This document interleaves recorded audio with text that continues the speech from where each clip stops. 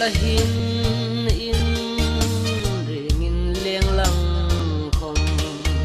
dei dong na han mi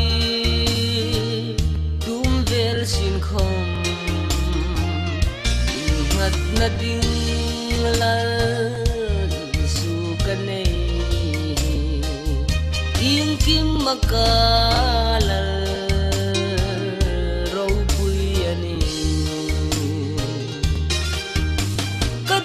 san isu kan hat na isu kalim na isu nang chau ni kadam san isu kan hat na isu karing san isu nang chau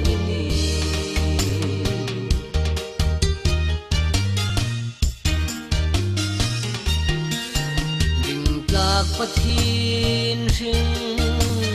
ilo ni nghe bel man pa thi ring khom ini kim mahin i thafel rong sia lung oi na fam kim nei tu san isu kan hat na isu kalim na isu nang chau ni kadam san isu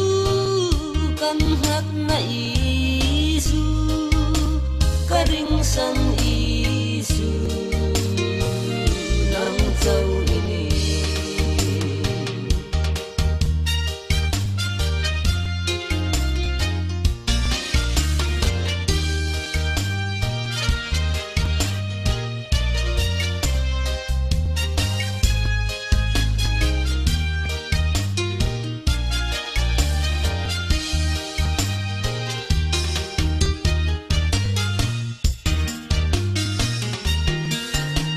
kadam san isu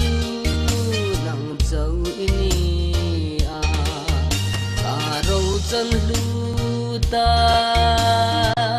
nge chu ini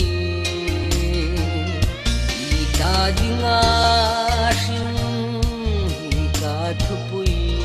ta ka kal choi tin hi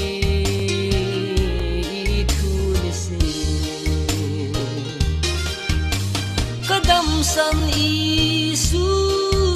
kan hat na isu kalim na isu